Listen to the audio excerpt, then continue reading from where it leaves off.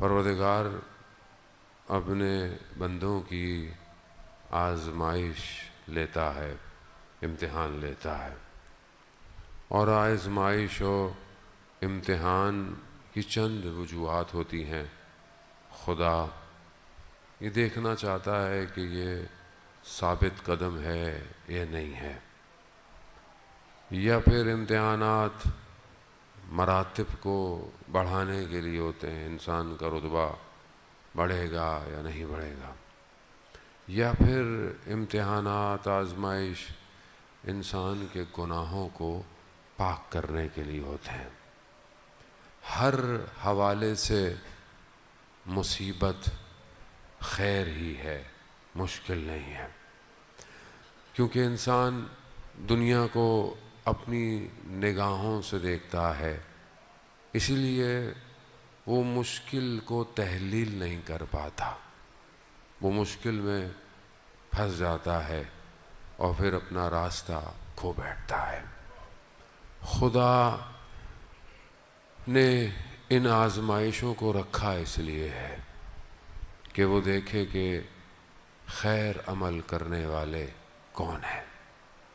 پروردگار قرآن میں بہت سارے واقعات اور قصوں کو جو بیان کر رہا ہے، وہ اس لیے کہ انسان اپنے آپ کو دیکھے کہ انسان ان کے مقابلے میں خود کہاں کھڑا ہوا ہے۔ کل آپ کی خدمت میں نے بہرحال ایک حدیث پیش کی کہ جس کے اندر عقل سالم میں جو خصوصیات ہوتی ہیں تاکہ وہ انسان دیکھے، اور جب عقل سالم ہوتی ہے تو وہ پھر درک کرتی ہے، ادراک کرتی ہے، پھر وہ پہچانتی ہے مفاہیم کو۔ مفاہیم عقل درک کرتی ہے، کائنات میں بہت ساری چیزیں عقل اس کو پہچانتی ہے، درک کرتی ہے۔ خیر اور شر کا درک عقل کرتی ہے۔ عقل انسان کے لیے ایک سٹیپ ہے، لیکن انتہا نہیں ہے۔ عقل صرف درک کر سکتی ہے، عقل دیکھ نہیں سکتی۔ اس لیے فلاسفر آنکھیں بند کر کر دلیلوں کی طرف چل رہا ہوتا ہے، جبکہ عارف اپنے قلب سے خدا کا مشاہدہ کرتا ہے۔ دونوں میں بڑا فرق ہے۔ عقل کو صحیح نہ ملے تو وہ انحراف پہ انسان کو لے جاتا ہے۔ جیسے بڑے بڑے لوگ اچھے خاصے پڑھے لکھے ہوتے ہیں اور زیادہ پڑھ لیں تو پھر پڑھے رہ جاتے ہیں۔ اس کی وجہ یہی ہے کیونکہ بہرحال اگر انسان صرف ان چیزوں پر رہے تو پھر وہ مشاہدہ نہیں کر سکتا۔ عزیزان محترم، بہت ساری چیزیں انسان کی ترقی میں رکاوٹ ہے۔ ترقی ظاہری کی بات نہیں کر رہا میں، ظاہری ترقی تو بہرحال اپنی جگہ، جو باطن کی ترقی ہے وہ جس کے لیے انسان کو خدا نے خلق کیا ہے۔ قرآن چند فتنوں کا ذکر کرتا ہے۔ ایک حدیث پیغمبر حضرت محمد مصطفیٰ صلی اللہ علیہ وآلہ وسلم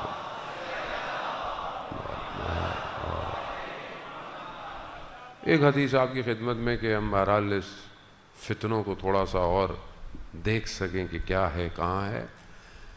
رسول خدا نے حضرت ابو ذر سے اس حدیث کو بیان کیا کہ یا ابا ذر، حب المال والشرف، یعنی مال کی محبت اور شرف یعنی آنر، یعنی ڈیزگنیشن، پوسٹ۔ یہ تو ہے انسان تھوڑا سا، انسان کو تھوڑی ویلیو چاہیے معاشرے میں، انسان چاہتا ہے کہ ذرا لوگ اسے پہچانیں۔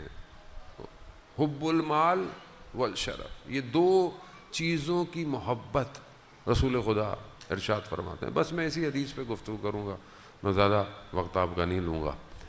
حب المال اور شرف، یہ دو محبتیں رسول خدا فرماتے ہیں یہ انسان سے اس کے دین کو ایسے چھینتی ہیں، ایسے برباد کرتی ہیں جیسے رات کی تاریکی میں بھیڑیوں کے غل میں بھیڑوں کے غل میں دو خطرناک بھیڑیے آ جائیں اور صبح تک وہ کیا کریں؟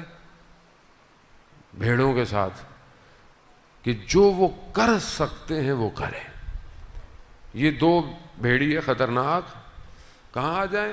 بھیڑ آپ کے پاس شیپس ہیں، کیٹل کا پورا ایک فارم ہے، رات کی تاریکی ہے، دو بھیڑیے آ گئے. بھیڑیے کی صفت کیا ہے؟ خطرناک ہے، خوفناک ہے، خونخوار ہے. اور رات ہے، رات بھیڑیا نظر نہیں آتا، مالک سو رہا ہے، غافل ہے. دنیا یعنی ایسی کیفیت آ جائے کہ اندھیرا ہے، ظلمت ہے، پتہ نہیں ہے. اس حالت میں دو خونخوار دشمن صبح تک کیا کریں گے؟ یا ان کو ماریں گے، زخمی کریں گے، یہاں تک کہ بھیڑیے مر جائیں گے. صبح تک کوئی سہارا نہ ہو. یہ دو محبتیں انسان سے دین کو ایسے چھینتی ہیں. لیکن بہرحال اب رسول کی حدیث ہے، اور ہمیں تو ویسے بھی اتنا محبت اللہ کرے کہ رسول سے ہو کہ ہم رسول کی حدیثوں کو یاد بھی کریں اور آگے کی طرف بھی بڑھیں. عزیزان محترم، روایات کہتی ہیں کہ 40 حدیثیں جسے یاد ہوں وہ جنت کی طرف چلا جاتا ہے. تو مومنین، بچوں کو، بڑوں کو تو کیا کر سکتے، بزرگ تو ماشاءاللہ جانتے ہیں، بچوں کی بات کر رہا ہوں جہاں اتنی چیزیں حفظ کرتے ہیں، ذہن میں ہوتی ہیں. سپر اسٹار، کرکٹر، فٹ بال کے میچ، کرکٹ کے میچ، کون سا کہاں ہو رہا ہے، کون کیا ہو رہا ہے، وہ حدیثیں بھی یاد کریں، تھوڑی تھوڑی حدیثیں بھی یاد کریں. پتہ تو ہو کہ بہرحال مسلمان ہیں، کہیں نہ کہیں سے تو نظر آئے کہ ہم مسلمان ہیں. اور یہ حدیثیں پریکٹیکل ہیں. یہ رسول خدا کی حدیث پریکٹیکل حدیث ہے کہ یہ دو محبتیں. اب یہ دو محبتیں ہماری زندگی میں ہیں کہ نہیں ہیں؟ مال کی محبت، مال کی محبت بہت خطرناک ہے. مال ذخیرہ اندوزی کرنا، مال کی خاطر بھاگنا، مال کی خاطر حرام کر لینا، مال کی خاطر دوسرے کو دھوکہ دینا، مال کی خاطر حق کھا لینا. مال، یہ مال تو تھا جو بعض لوگوں کو امام علی کے مقابلے میں لے آیا. مال تھا. مسجد نبوی ہے، بیٹھے ہوئے ہیں، حضرت علی کے چہرے کو دیکھ رہے ہیں. کہا کیا دیکھ رہے ہو؟ کہا علی کے چہرے کو دیکھنا عبادت ہے یا رسول اللہ، آپ نے تو فرمایا ہے. کہا اچھا، وقت آئے گا علی کے مقابلے میں آؤ گے. تلوار نکالی، دے دی رسول کو کہ اس سے پہلے وقت آئے آپ ہمیں مار دیں. وقت سے پہلے جرم نہ کیا ہو تو کس جرم کی سزا دی جائے، وہ بھی رسول. کہا یہ ہوا. وقت آیا، ایک جنگ میں امام کے گھوڑے کے مقابلے میں گھوڑا آیا. امام نے وہیں یاد دلایا، سر جھکا، شرمندہ ہوئے، پیچھے چلے گئے. کمال پیچھے جانے میں نہیں تھا، کمال امام کی طرف آنے میں تھا. حب المال. کہتے ہیں کہ گھروں سے سونے کے پہاڑ نکلے، اتنی محبت. مال نے برباد کی. اب یہ مال آج انسان کو، یہی مال تو برباد کر رہا ہے. یہ جو بہرحال جو، اور یہ دونوں چیزیں آج ہمارے ہاں جو ڈیزگنیشن پوسٹیں، حکمراں، حکومتیں، یہ سب کیا ہے؟ دو ہی تو ہیں. کوئی پیسے خرچ کرتا ہے، مجھے پوسٹ مل رہا ہے، پیسے خرچ کرتا ہے، پوسٹ مل رہا ہے، پھر پوسٹ سے پیسے کماتا ہے. وہ دونوں چیزیں محبت ہے نا. کسی کو صرف نام چاہیے، نمود چاہیے. اور آج کی دنیا اسی اسٹریٹجی پر چل رہی ہے. دنیا ڈیزائن ایسی کی گئی ہے کہ لوگوں کے دلوں میں مال کی محبت پیدا ہو. آج کل کا جوان شارٹ کٹ کے چکر میں، پڑھے بغیر، محنت کیے بغیر پیسے آ جائیں. انٹرنیٹ پہ بھی دیکھتے ہیں نا، وداؤٹ اینی اسٹرگل آپ ہزاروں ڈالر کما سکتے ہیں. انسان کہتا ہے بھائی کہ ہم بھی کیوں نہیں کما سکتے؟ یہ کیا ہے؟ حب المال. مولانا صاحب یوٹیوب کا چینل بنا لیں، جائز ہے. ایڈ آتے ہیں عجیب سے غریب سے، جائز ہے، پیسے آ رہے ہیں، محنت کریں، کوئی اچھی چیز بنا رہے ہیں تو بری بات نہیں ہے. اور دوسری چیز کیا ہے؟ نام، شہرت. اس کو آج دنیا کو کیسے لگایا ہوا ہے؟ فالوور. جتنے زیادہ فالوور ہوں گے اتنے ہی تو فیمس ہوں گے آپ. جتنے زیادہ چیزیں چلیں گی، جتنے لائکس ہوں گی. یہ ہر بندے میں ہو گیا ہے، بچے میں ہو گیا ہے. ماں باپ کو پتہ نہیں ہے، چھوٹے سے بچے کو انسٹاگرام دیا ہوا ہے. وہ بھی چاہ رہا ہے کتنوں نے لائک کیا، حب و شرف ہو گیا ہے.